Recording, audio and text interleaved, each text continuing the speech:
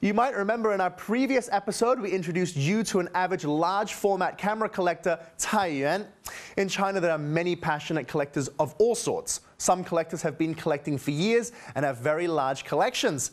But the question is, how do they deal with the items? Do they lock them up somewhere safe? Take the items and put them on display to show people? Or perhaps open a private museum? Let's take a look.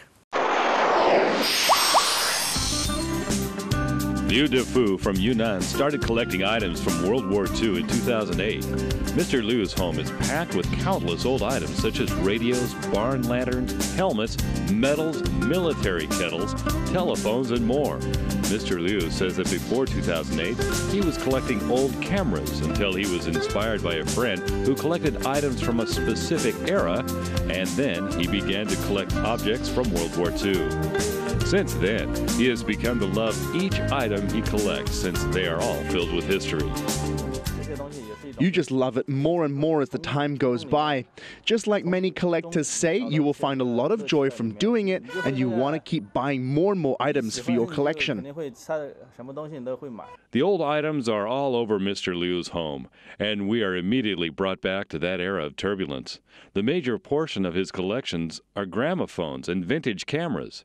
He hopes to open his own museum one day so that people can learn more about how life was like in that era. For my future museum, it will not only generally be about World War II, there will also be different sections specifically for different brands of radio, gramophones, typewriters, lamps, badges, and so forth. Mr. Liu is still a new collector. Sometimes he must sell his items from his collection in order to buy a new one. But everything is precious to him, and he prefers not to sell anything if he doesn't have to. Opening a museum is all about sharing the passion of a collection with others. And many collectors have this dream, including Sun Xinghuai from Baoding, Hebei, who is an avid collector of handheld folding fans. Sun Xinghuai has collected over 3,000 folding fans in 24 years. He also has his own folding fan gallery. Mr. Sun's folding fans are made of many different materials, such as peacock feathers, ivory, silk, and paper. The largest fan is 1.6 meters, and the smallest is 40 centimeters.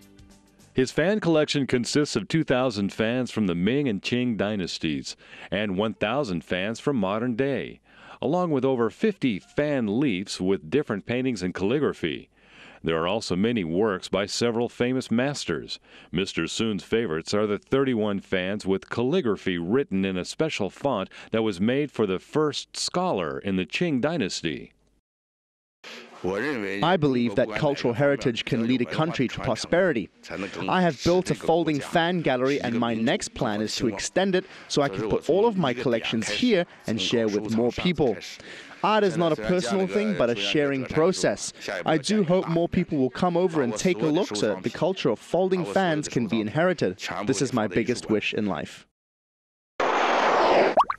Lin Zhentao is a Locke collector from Fuzhou. In 1992, he collected his first antique Locke, and now his collection is over 5,000 and counting.